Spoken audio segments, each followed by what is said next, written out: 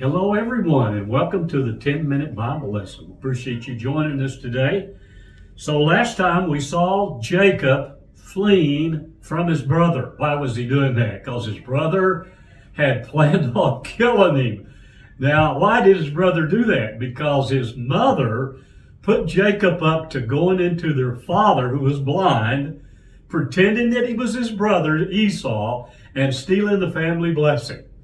And so when that happened, it really made Esau mad.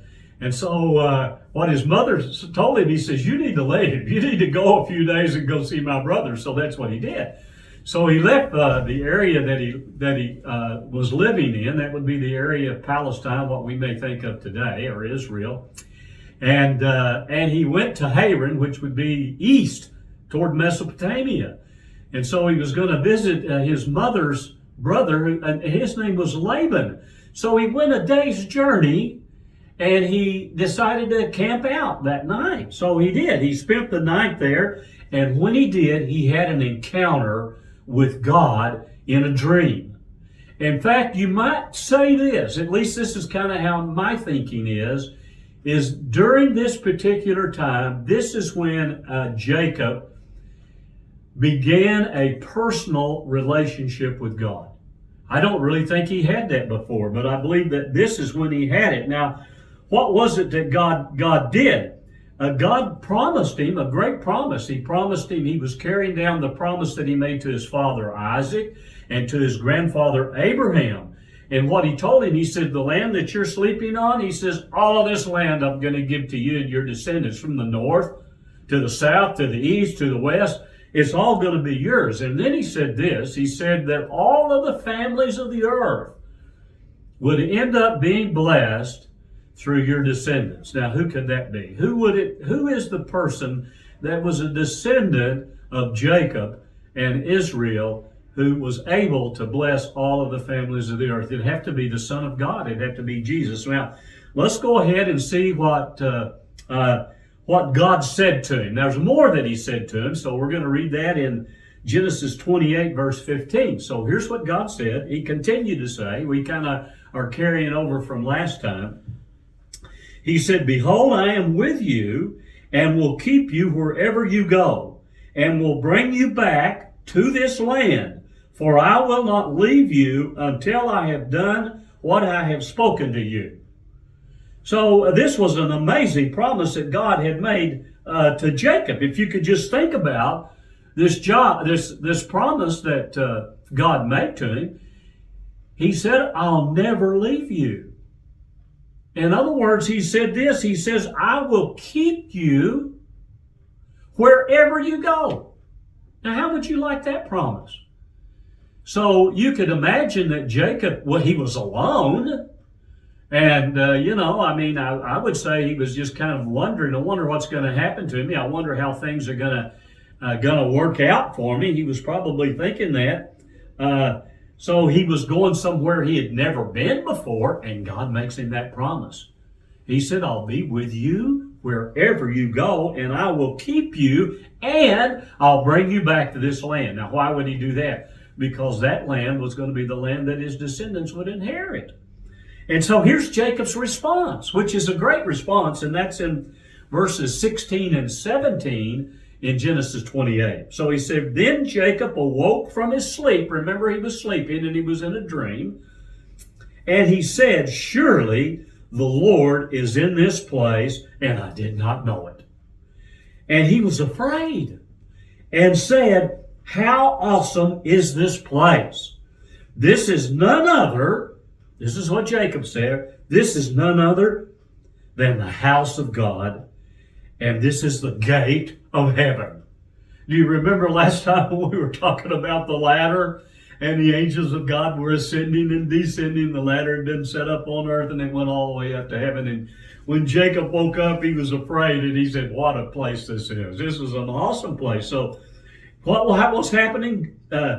This was all in the communication that God had given to Jacob in a dream. And it caused him to wake up. And when he woke up, he was startled and he was amazed.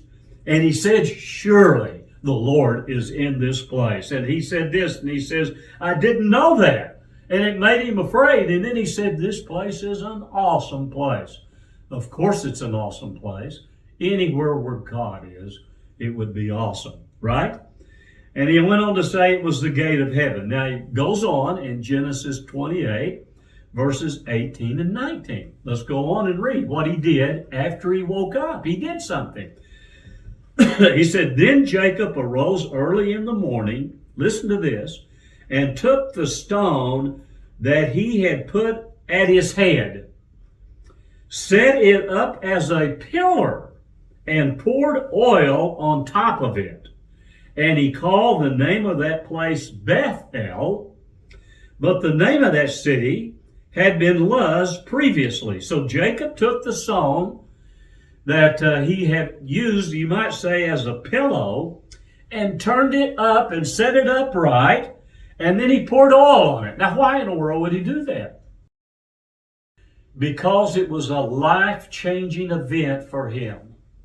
It was a time that he met God, and it was a sacred place, and he wanted to do that. He wanted to commemorate that. And the way he did that was erecting that stone and pouring oil on that. So it was a place where God Almighty spoke to him. And he called the place Bethel. Now, the word El means God, and the word Beth means house. So it means he called it the house of God. And it was a holy place. And then he said this to God in verses 20 and 21 in Genesis 28. Then Jacob, listen to this, then Jacob made a vow, saying, if God will be with me and keep me in this way that I am going, and give me bread to eat and clothing to put on, so that I come back to my father's house in peace, then the Lord shall be my God. Now, what is a vow? A vow is a sacred, holy oath. And this vow that he made was to God himself. And so what did Jacob say? Jacob saying, God, if you'll take care of me, you'll keep me, you'll watch over me, you'll provide for me, my food and my clothing, you'll keep me safe. He said, everything that you give me, everything that I receive that comes to me, I'll give a tithe of it. I'll give a tenth. 1/10. A tithe means 1/10. He says, I'll give that to you. Because he recognized that God is the one who provides things for us. That's why it's so important for us to give a tithe. What we recognize when we give the tithe is that God is the one who provides things for us and prospers us. So if we give a little bit back to him, I believe he'll bless us for it. Our lives will be better. In fact, I believe this, and I'm not a financial advisor, but this would be my advice for somebody that may be having financial problems. I'd say start giving 10% to God, because it'll be the best investment that you'll ever be able to make. And that's what Jacob decided to do. So what a story about Jacob's life. Now we're going to keep looking at it. We're going to see what happens to him next time when he arrives in Haran. And you'll be surprised. So I hope that you'll join us next time. And I hope that you have a really good week this week.